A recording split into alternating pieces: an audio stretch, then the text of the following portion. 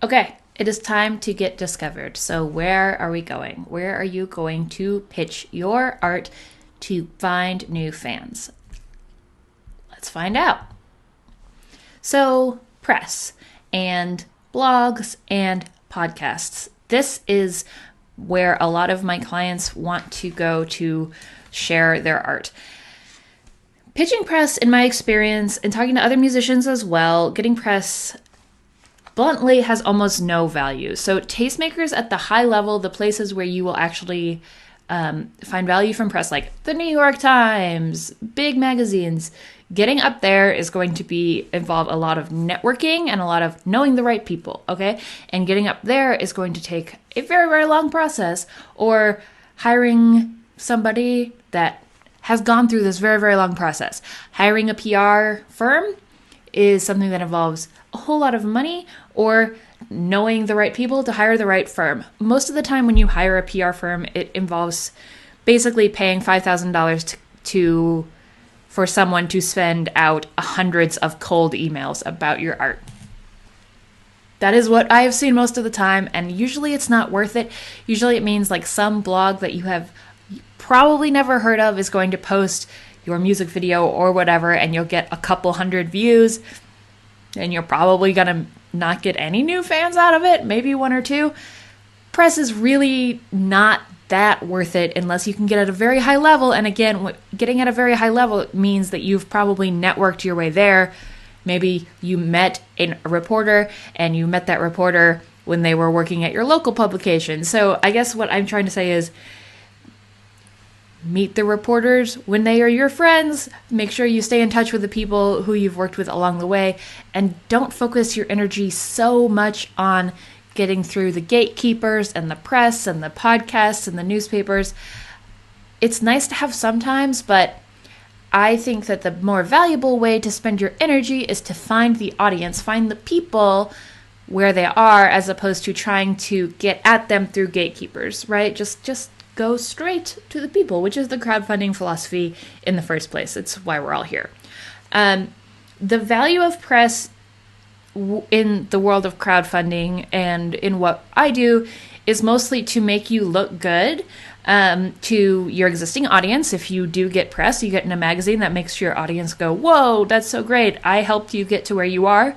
It makes you look good to bookers and to other press. So if you are trying to get booked somewhere, if you're trying to make another gatekeeper be impressed by you, that is a reason to get press.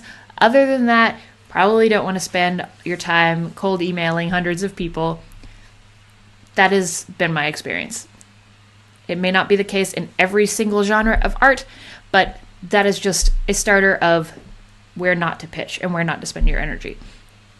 However, this means that's one thing to check off your list of ways to spend energy, and now we have a whole other place to spend energy, which is finding people and finding fans directly. So let's start with in person, okay? And both in person and online, which we're also going to talk about, I'm going to say that when you try to find an audience, you want to go to the point of low competition, okay? So what this means to me is you want to go find a place, a community, a physical location, an event, a website where you are the only person like you. So if it is, for example, a music festival where everybody there is a band who plays heavy metal music, and you are another band who plays heavy metal music, nobody is going to be surprised that you are a band there playing heavy metal music. On the other hand, if it is an art show where people are showcasing art of cool roses, and you are the only person there who is a band, and your band plays heavy metal music, and everybody there who is into rose art also happens to like heavy metal music, they're like, whoa, I didn't expect to see a band here. I am now excited that there is music. So that is basic philosophy that I am bringing into here of go to the place of low competition. And how do you find the places of low competition that you want to go? Well, think about those things that make you unique. We've did this before when we talked about the kind of art you wanted to make in your unique project. So there's an aspect of you that is outside of your art. And I want you to find that aspect of you and dive so far that direction, that is the community that that is one of the ways that you want, like that's not the only thing you're doing, but that is the way you want to go when you are looking for places to share your art. So find the place where you are unique in terms of your genre, your form factor, your approach, your makeup, or your culture. So I can give you some examples here. You don't want to be just another metal band at the metal show, another like nerdy crafter at the nerdy craft fair, or a sci-fi author at the sci-fi author fair. I mean, that is a great way to network with other creators, and you should go network with other creators who are like you. But to maximize finding an audience that's going to be really excited, find somewhere you're going to stick out to people who are very excited to see you. So where your genre or your type of art, your form, approach will be unique. My band, for example, was often the only comedic act on a bill of non-comedic musicians, the only non-male act on a bill of all male musicians, the only musical act at like a board game convention or craft fair or on a board game podcast. It meant we stuck out. It did mean we often had to bring our own equipment. And a lot of people were weirded out that we were there. But the right people, the people who would become our super fans then and who wanted to help us and to join us, would gravitate to us immediately and we would stand out to them. The other advantage of this is that you're going to provide value to your community. So what I mean by that is that you're going to have a unique audience that makes you an asset to your community. For example, back to that heavy metal group, if there is one heavy metal community in your town, they have the same audience all the time. But if you have a unique audience of these Rose art fans, right, and you're bringing them to your heavy metal community, they'll remember, oh, we've got to book this band. They have this unique audience that always grows our network. The shows always are bigger when we book them. For live events, what this means is find a convention, a fair, and when you go to those, I would encourage you to don't like try to sell your stuff, but demonstrate what you do. When we are presenting at places like conventions, often they'll be like, okay, do you want it just a table where you can sell CDs? I would much rather just like do a show, put me in front of people. The energy is there, and some people consider this like working for exposure, and I definitely don't want you to feel like what you do isn't valuable, but standing up in front of people and demonstrating what you do and providing that value is going to be a better way to bring in an audience that is engaged than just trying to start the interaction with selling. So figure out what you can do, the kind of content you can create live that brings in an audience live. And I'll tell you how to convert that live interaction into a continuing interaction on to your internet site. Other than existing events like conventions and fairs, think about other kinds of events that are happening where people might be interested in what you're doing. Like, where are there people who like sci-fi books who have maybe never met an author before, like at the local Chamber of Commerce, at a Game of Thrones watch party? Where are there people who like your kind of music that are not currently watching music? Are they waiting in line to see another band? This is called tour hacking, and there's another musician who talks about this a lot, where their band goes and finds people waiting in line to see other bands and talks to them and hands them free CDs for their music. Figure out where people who might like you are congregating and see if there is like a supernatural way for you to provide value to those people, and be there at that point of low competition in whatever way you feel comfortable. Let's talk about doing this online, where it is even more comfortable.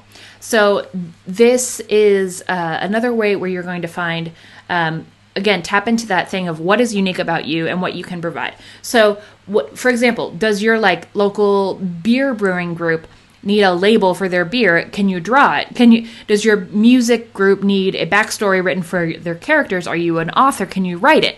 What can you provide for free in exchange for getting your art in front of a new audience if you are at a point where you can do these things for free? And if you can create art that taps into what is unique about you, like this is a song about like this hiking trail that I like, or my favorite video game, or a specific weird instrument, or my cat's breed, or my gender identity, there is a group for that. I'm sure there is a Facebook group about that river that you like, or your cat breed, or anything, in person or online. That content is so easy to find online.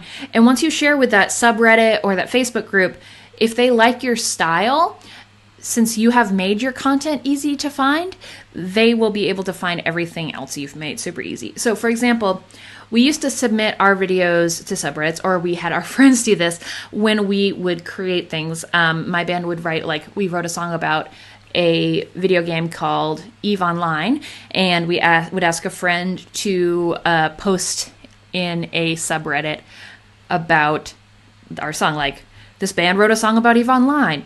And most of the people would hate it, but some of them would be like, okay, I don't hate this song, and now I will go find out what other music this band has played. Having friends is very important, and that helps you kind of semi-organically grow your audience through the content that is unique to you. Another way to go about doing this is through fan art or tributes. Like, become friends with other fans of, like, a sports team or a brand or a podcast or a bigger name like musician, cartoonist, author. Friendship is networking. So, like, don't just join the Facebook groups and ignore them. Like, be an active fan, forge friendships through these common interests, and add friends, follow, collaborate. Over these months and years, these friends will be the people that not only enhance your life through friendship, but be the people who eventually back your projects and help you enhance and grow your careers. So bring your art into your life and your life into your art. Do not be afraid to do these things, because it's truly important. All right, so that is going to the point of low competition. And in the next video, we're going to talk about collaboration and how that will help you grow your audience.